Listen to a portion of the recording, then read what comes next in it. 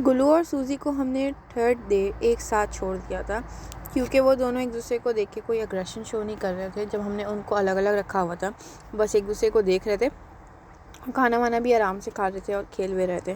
तो हमने सोचा कि देखते हैं दोनों को जब एक साथ छोड़ते तो क्या करते हैं। तो दोनों में से कोई भी एक दूसरे को देख के अग्रेशन नहीं दिखा रहा था।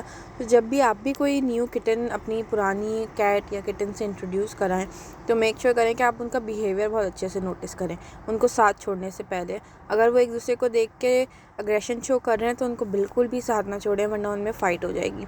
तो हम भी 2 दिन तक गुल्लू का जो है और सूजी का बिहेवियर नोटिस कर रहे थे और दोनों ने एक दूसरे को देख के कोई अग्रेशन नहीं दिखाया।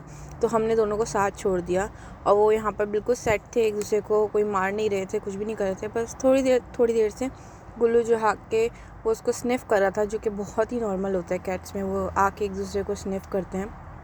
तो बस गुल्लू वो ही कर रहा था। अगर आप भी कैट्स लें तो इस चीज़ को बहुत टाइम भी लग सकता है, किसी को 2 दिन लगते हैं, किसी को वीक लगते हैं, किसी को ज़्यादा टाइम लगता है।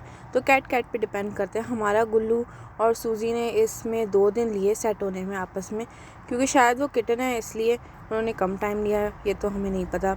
लेकिन जो है वो सूजी थोड़ा डर रही थी, वो इधर उधर जाके कोने में घुस के छुप रही थी, पर वो गुल्लू के साथ बिल्कुल सेट थी।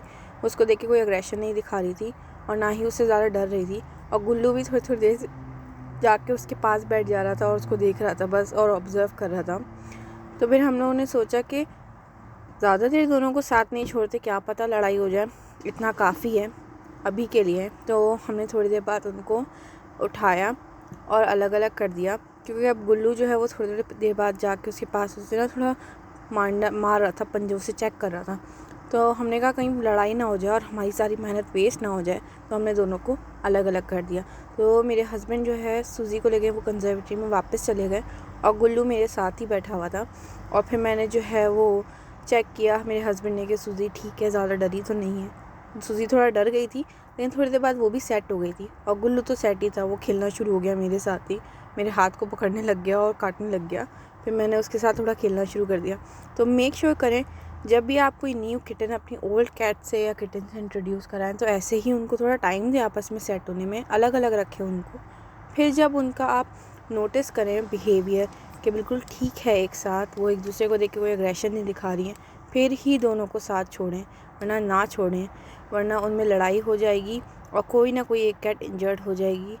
इसलिए आप मेक श्योर करें कि आप किटन्स को आपस में स्लोली इंट्रोड्यूस कराएं।